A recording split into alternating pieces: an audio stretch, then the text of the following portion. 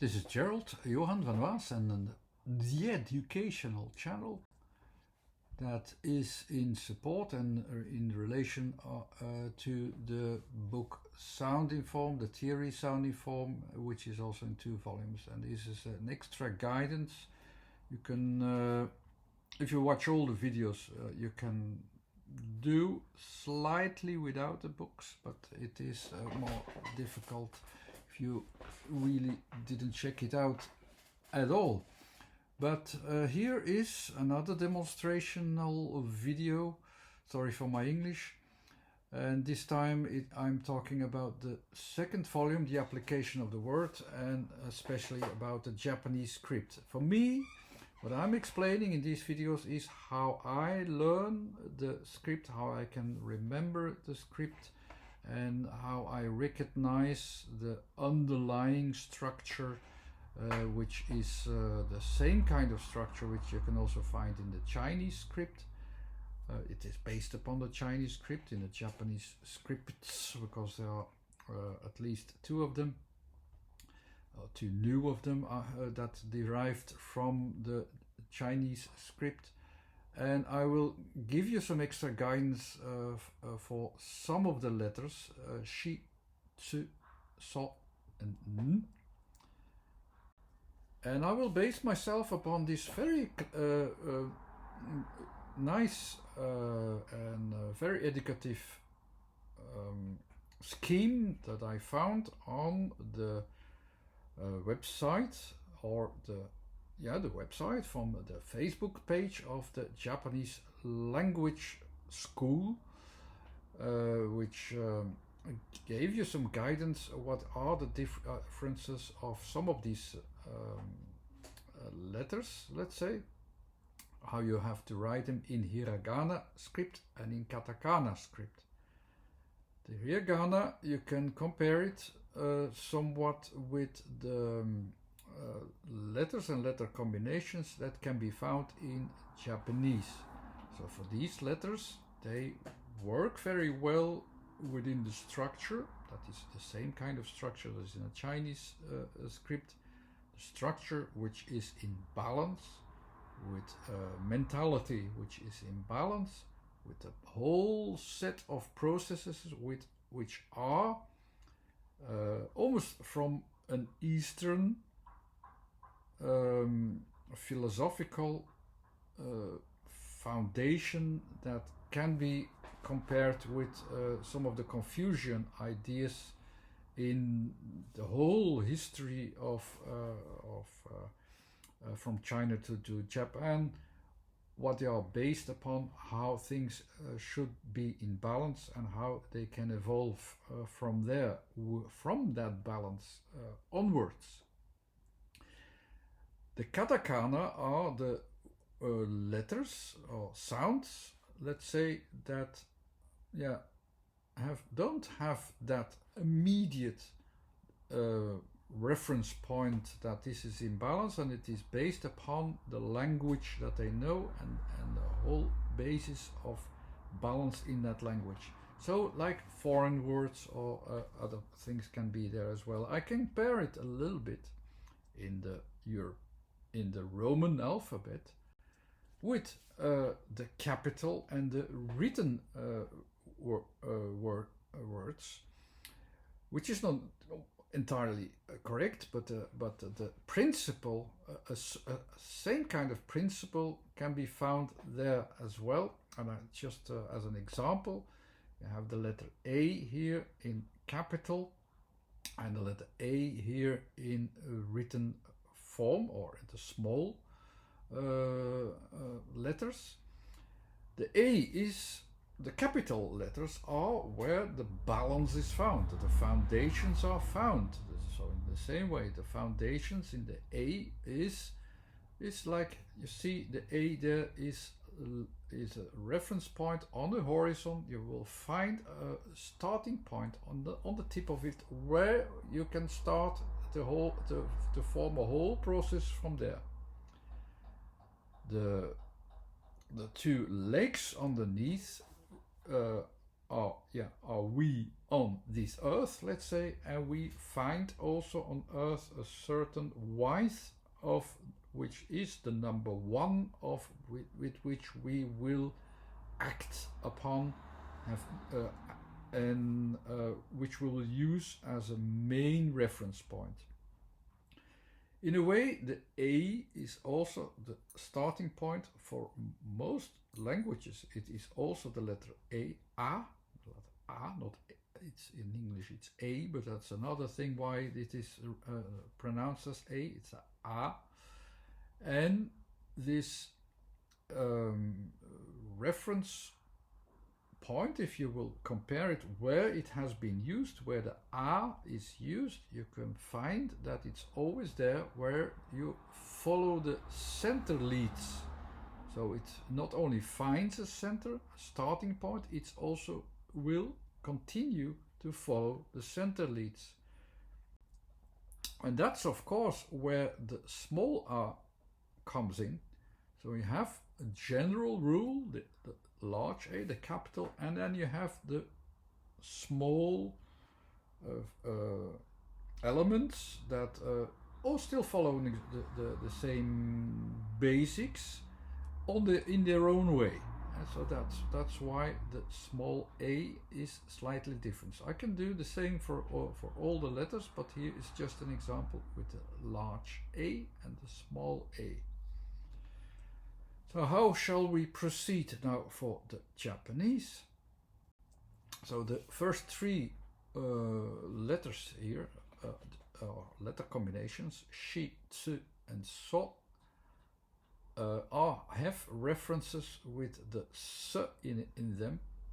The s as a Roman letter is actually about the final effect that we want to achieve. That we have a feedback, like in language, you have a feedback, a full language process in this case, not just the talk and the blah blah, but the full language wants to be a comprehensible tool so that one person speaks and the other one understands that the cause and effect is in balance. That's also what we want to do. The S itself is not in balance, but it is showing which balance there is. But in the Japanese and Chinese system, there's always this balance, and we deal with that balance. And this balance can be compared to the 4 seasons, and all the letters fit into these 4 squares of the 4 seasons. So more or less it's like this. You have the end summer, the yellow part there. You have the harvest, which is the red part. You have the winter, which is the blue part. And you have the spring, which is the green part. What you sense in the end summer is everything that you achieved, and a new process is going to be attracted or started. That's what you have there. In harvest, you go immediately to the effect, also the immediate effect in this case, of what is produced from what you have in its full form. But some of it will not work. So you also will start a process, a completely new process, where it is also breaking down a little bit, breaking down or going towards the reality of it. The reality that says, can it survive another cycle or not? That's the harvest part. Some parts will survive, or some will not. You can harvest there already, but not all of it will survive. What will not survive will be experienced in winter. This is not very pleasant to experience this, so only some things can be derived in spring, so that in the end we will have the full effect again, that we have something that can survive all seasons. Why is this so important? Why are these 4 seasons so helpful? It's because they make us realize what is realistic and what is not. So if you have a new idea, a new goal, it always has to be tested, like in the 4 seasons. It's one of our most helpful tools and reference points, which is also used in Japanese script. So here starts the process of S, and ends the process. It's the feedback process at the beginning of the cycle, which gives you a start to make a new initiative. In this case, we didn't do anything yet. The E then as a next letter, because we had she here as a letter, the E starts from there, from our viewpoint, from our maximum of ourselves. We start our feedback process and we take, that's the point where we have the initiative of what we want to do. That's the first idea that we have. What do we want? But because of the background process, this I want this is not so strong. It's the community is stronger, the process is stronger.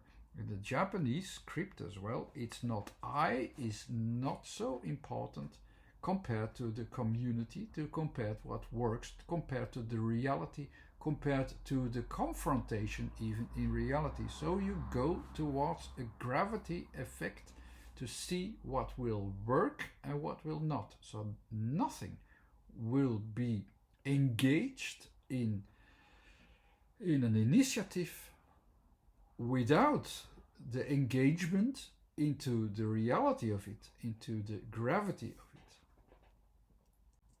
So the she we already had with this blue and red, as you can see, this red arrow is the E.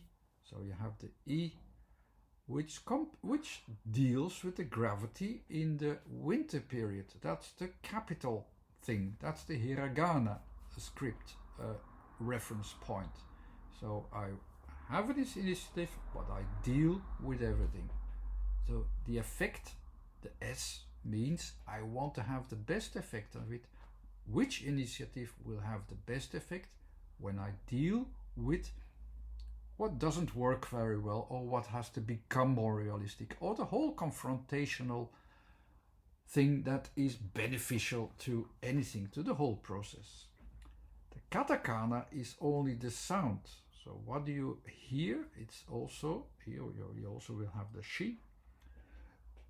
It is, so we don't know if it will fit in the system. If we only hear something, the katakana things are what we only hear, and we're not sure if it will get its good effect. So we'll have to deal with following the right impulses, the impulses towards our own initiation, so that we can dive in it. So you can see that the impulses to change are giving you a reminder that you have to follow the effects also from what is not so perfect, like we sense in winter, how we have to deal with it, how the process goes, and how also the end effect will be. So that's why you need to follow the impulses. That's much more important. So that's why the letters are different. The katakana is about the effects. Ka is already the effect. What do we hear? What is the effects? What effects do we need to focus upon? That's why the hiragana is a letter, as you can see there in the she, that is strong and you know what to deal with. Katakana is weaker. It follows what we hear, and we see that, okay, we have to follow the process a little bit in all of its aspects to see if it works or not. This E sound, this is the Japanese word for E, is also dealing just like with the capital A and A, as I showed you in the Roman alphabet, is also dealing with these two aspects. I make the initiative, but I also follow the impulses. I follow the impulse. That's what the E is about. And you also see this in she. The engagement will does it all. That will make it successful. The engagement which I will put in it, if I put the right engagement in it, I will have, not only I will follow the correct effects that will cause it, the process will go well, and also the end effect will work well. That will make a successful SHI. We'll go over to the TSU. It's another aspect of the S with U, and U is the letter U is fitting very well with the winter period. Everything which is incomplete, which still has to be formed, which you don't know if it's complete enough, if it's well enough. You have to work on it. So there's work to do. So you have to still overcome it to be successful with it. That's where it is. That's the red part, which is the capital form, where you know what you're doing, is just saying, yes, I deal with it. I deal with the incompleteness. Compared to SHI, is like, I know, I make the initiative and I deal with the incompleteness. You know, the incompleteness also has to go into it. You have to go into it like you roll into it. You have to roll into the gravity of it and be strong in it, so that you can compete it, so that you can follow its rules, follow its own rules, follow its gravity. So you roll into it. That's what you do, as you can see. That's the only way to overcome it. That's when you feel something which is not very positive. You have an attack. Something is not pleasant. Something is not complete. Something is immature. Roll into its gravity, and you know where you have to go to, what you need to experience, what you need to adapt, and so on. That's how you can sense the TSU here. And the opposite then the opposite energy then, when that's initiative. So the hiragana is the initiative, the katakana is the effect. So which effects do you have to follow? Again, that's why it is written differently. You only have to follow the effect, so that you roll well, so that the rolling towards the solution will happen. That's how you can remember this letter. Go over to the next one, the SHO. The O is actually the whole process. The O is the same, the Roman O is the same thing, it's the whole process. The difference with the Roman letters, the European thinking and the Eastern thinking, is that we deal with the things in a somewhat materialistic but also free way, that we can do with it what we want, even wrong things. In the Japanese script, there's almost like an educational balance in it, confusion and balance, that they say. That's the top two arrows that I show you, that there must be a transformation. So you go into the process and you transform it, so that you can come out of it in a better way. So this form is the background, is a background symbol, let's say, of showing that we only can have progress where we also can grow out of the whatever effects that we encounter. So the O is the full process, and will also deal with this aspect of transformation that will be done. And of course, it will also deal with the negative or incomplete things that it will have to overcome. So that in the end, it will not only have the full process, deal with the transformation, but then also overcomes with it, with the O, overcomes with it what is not working so well yet. That's for the hiragana part. The katakana part also deals with this, of course, what doesn't work well, but the most important thing again is if you just see the effect, what will have the effect that it will be beneficial. So, the katakana letter is only by hearing. It is an initiative into the process, and I can't even read what's written behind it.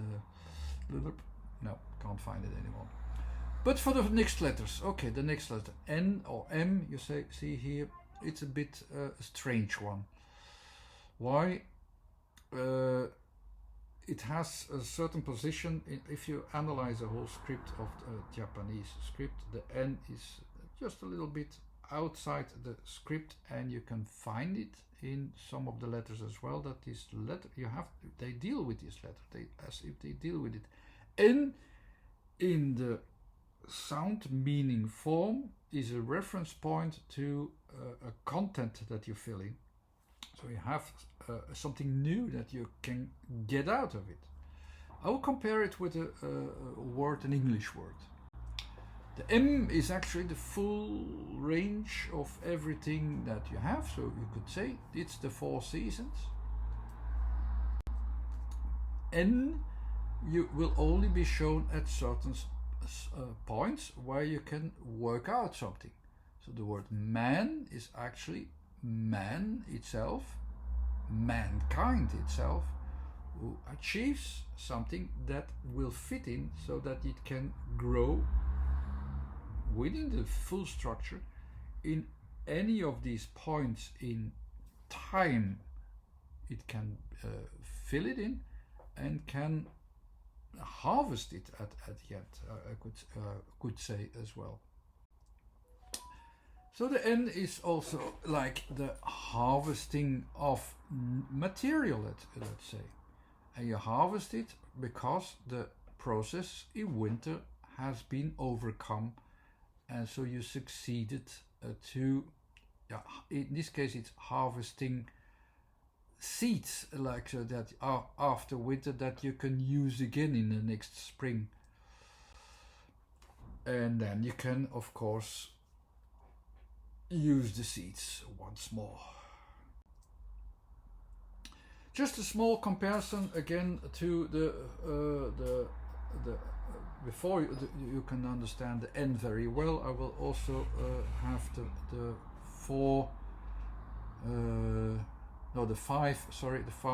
five vowels, and I will explain them once again how I see them. You have here the A in 2 versions. The hiragana is the first one, the capital one is the first one, and then the E is after that. How can you remember it very well? The T form, as you can see there, it's almost like a reference point, as you have the mathematical point in space. And the other form that you can see there is actually the process, which is processed, which you're going into it and you deal with the whole process. That's the 2 parts of the A. The reference point in space is the capital A, and the small a is the other form. That's more or less how you can remember the A very easily. The katakana script, which is only dealing with the effect, which what you hear, is of course different, and this effect will still always try to find the reference point of the transformation process. The transformation process is the horizontal way and the way back, so that you can have a process that is processed well. You can find it also in the A. The A, it's this transformation process is the first part of the letter. The second part is, okay, let's get something out of it that we can use into a new process without doing something with it eventually, but it's there, it can fit into the system, let's say, because we have already a fixed background system which hiragana follows.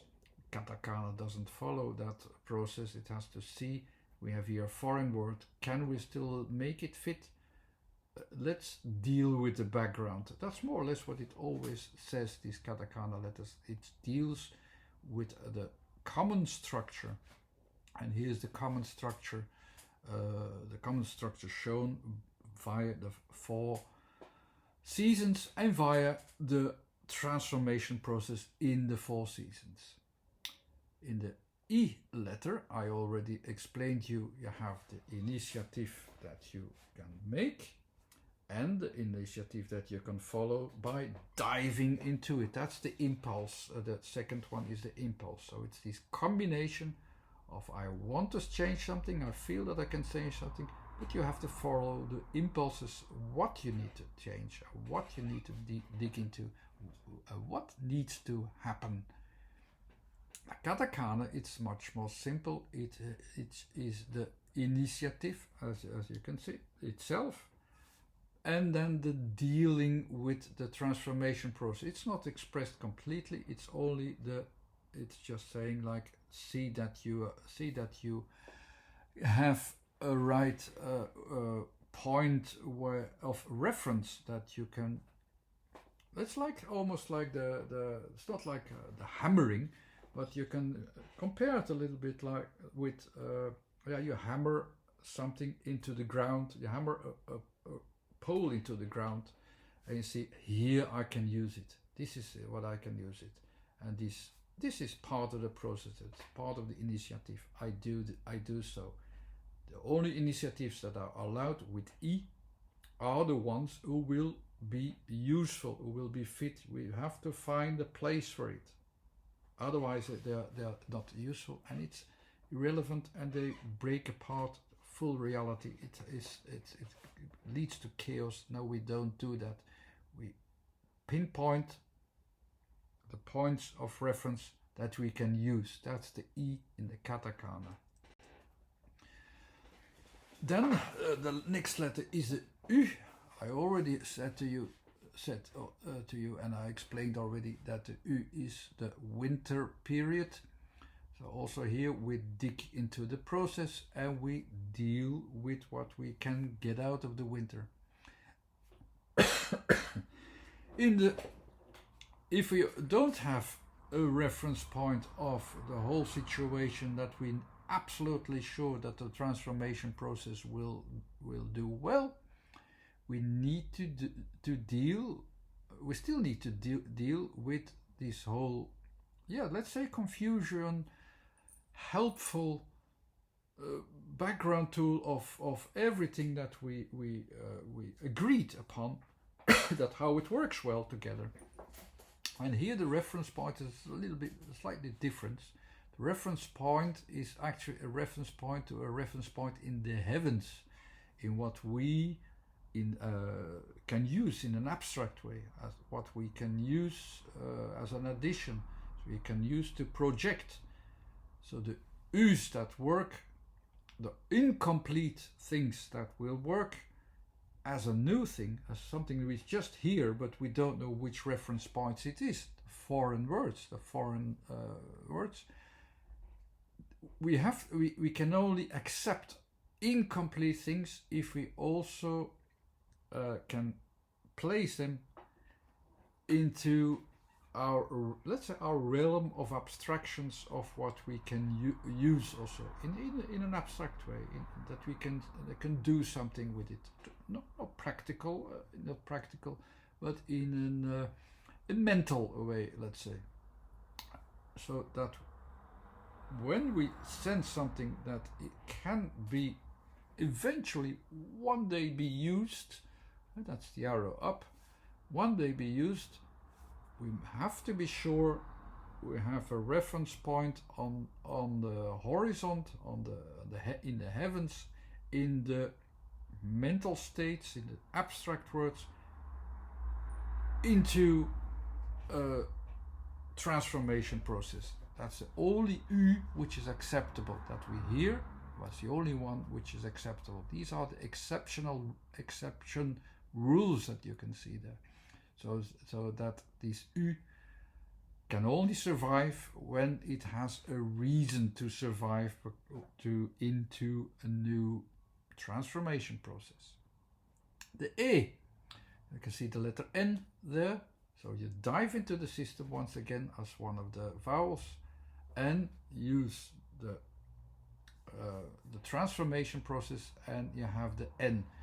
The E, what does this mean? What does this mean with as a sound? The E means it's additional. So you have extensions, you have extras. In the capital way or in the hiragana way, what is acceptable as extensions when, of course, you find new things out of a process. After diving into the process and the transformation, we find new things.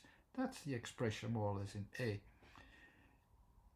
In the small letters or in the katakana letters, well, we simply hear it. The A, there's not much to deal with. It's a little bit more like the heavens, like in heavens, like on earth.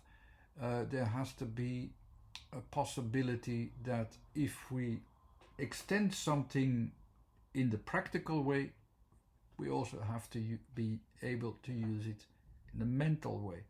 If we use extensions, it has to be useful in the same balance as heaven, as in heavens, as on earth. The A in the katakana letter is comparable to the Roman letter A, which also shows extensions on all levels possible. The O then at the end, O as a sound means process. So here you have the process. What is a process about? What is a process about with this background, with this Japanese background? You have a reference point in space. That's the first one. You have the diving into the process, and you have it's not the transformation process, because the transformation, it has to be done completely with the O. It's about the process. We have to deal with it and we have to take something out. So we deal with the U and take something out as well, so that we can finalize the process. So you have a pinpoint something, you dive into the process, you overcome the process and bring something out of it. In the katakana or in the sounds alone, it's a bit different. The most important thing is, of course, that the whole process leads to the process itself, let's say, will lead to transformation. That's why this diagonal arrow is the most important thing. So we have a new reference point. It can only work and take ground in the O as a process. The only processes that are accepted from foreign nature, from strange nature, are the ones who deal with the transformation. Otherwise, this process is useless, is futile. So, of course, I have some theory in the book of application of word about Japanese script, not what I read today, but this is an extension of the theory, what I already wrote down. And I have the 3 letter combinations with the vowels, which I highlighted there. And that's why I talked about the vowels separately this time as well. The U, what I found most intriguing is that the letter combination with U, which was showing almost also as a letter that there is this letter combination is about the distinction of U. The best distinction of U is of course Q, because Q breaks apart what is incomplete. So there's has almost the same letter reference as we have in Roman. It's almost the same letter, and the U is the opening. Of course, we have here a very good distinction that something is incomplete, and we know also what to do about it. That's what you have then to do something with it. The N is also can be shown in the A form there, as you can see. And N, as I said, is distilling something out of the system, new elements. It has extensions, it finds something, and here it is the breaching, the finding of the new elements. Yeah, so that way is a way to remember it. That's how I remember it. Use it or not, it's up to you, but this is how I see it. So is also a very good combination that shows something about the O, about the process itself. The process works best if you emphasize it as SHO. SHO is the S is the effect, O is the process. So it also says that into this theory, in this background, it has to have the effect that we need. And what is the effect that we need? It's the effect that the transformation process will be followed, so so that we can overcome our differences, our incompleteness. What doesn't work? So as simple as that. So is simply sowing what fruits we bear, let's say. Anyhow, I hope you enjoyed this video. It was a pretty long one, but yeah, it's not a simple thing to explain in just a few words. There's a website too that you can check out. Also, there's a list there of the videos. And if you want to hear more, subscribe to the YouTube channel and for more examples and instructions. More soon. Thanks. Bye.